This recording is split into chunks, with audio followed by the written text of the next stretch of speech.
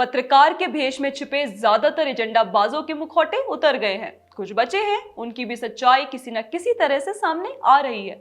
अब कांग्रेस की प्रवक्ता सुप्रिया श्रीनेत की व्हाट्सएप चैट का एक वीडियो सोशल मीडिया पर वायरल हो रहा है। इस वीडियो से समझ आता है कि कैसे अभी भी कई कथित पत्रकार पत्रकारिता की आड़ में पार्टी का प्रचार कर रहे हैं। सोशल मीडिया पर वायरल हुए सुप्रिया श्रीनेत की वीडियो पर हम बात करें और आपको बताएं कि किन किन पत्रकारों पर कांग्रेस के लिए काम करने का आरोप लग रहे हैं। उससे पहले समझते हैं कि कैसे वर्षों तक पत्रकारिता की आड़ में प्रोपेगेंडा चलाया गया है। 2014 से पहले कथित पत्रकारों की हैसियत इतनी थी कि कई बार मंत्री कौन बनेगा यह भी वे ही तय करते थे। लुटियन दिल्ली में कई कांग्रेसी पत्रकार किसी भी मंत्री से ज्यादा पावरफुल समझे जाते थे।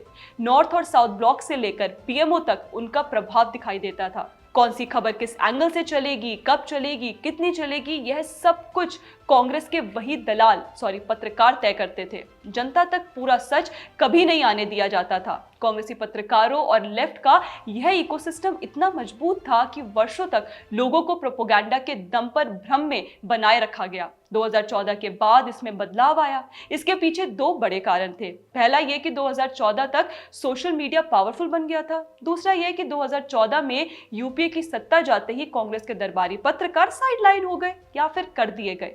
सत्ता में उनका दखल खत्म कर दिया गया। स्वयं को 30 मार खां समझने वाले कई वरिष्ठ संपादकों की सरकार के पैसों पर मौज बंद कर दी गई। कई वर्षों तक इसकी बौखलाहट हमने देखी। जब सरकार ने पत्रकारों को अपने पैसों पर विदेश ले जाना बंद कर दिया, तब भी यह बौखलाहट दिखाई दी। लेकिन मोदी सरकार अड़ी रही कि टैक्स पेयर के पैसों पर कथित पत्रकारों को मौज नहीं उड़ाने दिया जाएगा। इसका परिणाम यह हुआ कि सत्ता के गलियारों से पत्रकारिता के नाम पर दलाली करने वालों की छुट्टी हो गई। ऐसे में कई पत्रकार अपना यूट्यूब चैनल चलाने लगे, कुछ ने वेबसाइट बना ली और कांग्रेस के एजेंडा को आगे बढ़ाने लगे। इसके साथ ही बहुत सारे पत्रकार सीधे सीधे कांग्रेस के लिए काम करने लगे। लेकिन कई पत्रकार ऐसे भी रहे जो स्वयं को स्वतंत्र पत्रकार बताते रहे, स्वयं को कांग्रेस से दूर दिखाते रहे और पर्दे के पीछे से पार्टी के लिए काम करते रहे। इसी क्रम में अब रणविजय सिंह और संजय शर्मा पर भी सवाल खड़े हो रहे हैं। दरअसल सोशल मीडिया पर कांग्रेस की सोशल मीडिया और डिजिटल प्लेटफॉर्म की चेयरपर्सन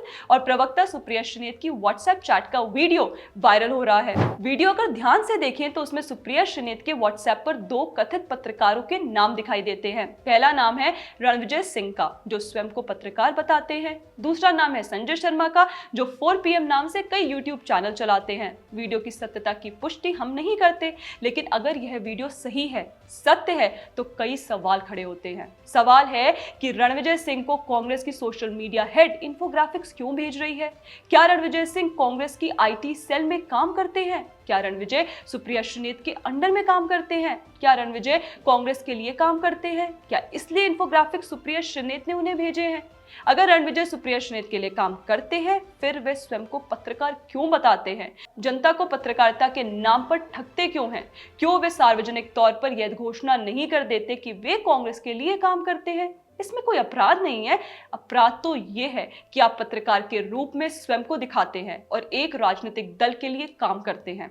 अगर वीडियो में सच्चाई नहीं है और रणविजय सिंह कांग्रेस के लिए काम नहीं करते, वे पत्रकार ही हैं, तो वे इस बात को सिद्ध करें। जनता के सामने तथ्य रखें कि वे कांग्रेस के लिए काम नहीं करते। लोगों के सामने स्पष्टता होनी चाहिए कि कौन पत्रकार है और कौन पार्टी का कार्यकर्ता। सवाल संजय शर्मा पर भी उठ रहे हैं। सवाल उठ रहे हैं कि संजय शर्मा जो सुप्रिया श्रीनेत के व्हाट्सएप पर दिखाई दे रहे हैं, क्या उन्हें भी कांग्रेस आईटी सेल से कंटेंट भेजा जाता है? क्या उन्हें भी ऊपर से निर्देश मिलते हैं कि ऐसा करना है, ऐसा नहीं करना है, यह एजेंडा चलाना है, यह नैरेटिव बनाना है?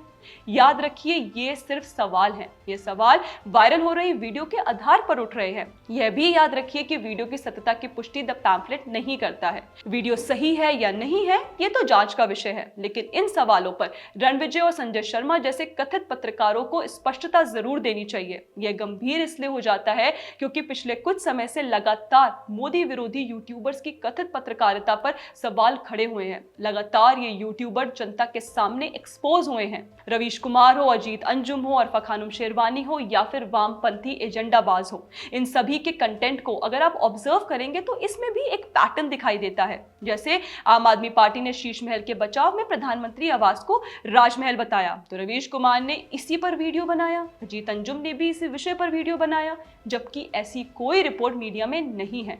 इसी बीच सुप्रिया श्रीनेत की व्हाट्सएप चैट का वीडियो वायरल हुआ है, इसलिए उस पर गंभीर सवाल खड़े हो रहे हैं। सुप्रिया श्रीनेत के वायरल वीडियो में व्हाट्सएप पर रणविजय सिंह और संजय शर्मा दिखाई दे रहे हैं। इसको लेकर आपका क्या कहना है? कमेंट सेक्शन में हमें जरूर बताएं। अगर आपको हमारा कंटेंट पसंद आता है तो हमारा चैनल फॉलो भी करें। जय हिंद।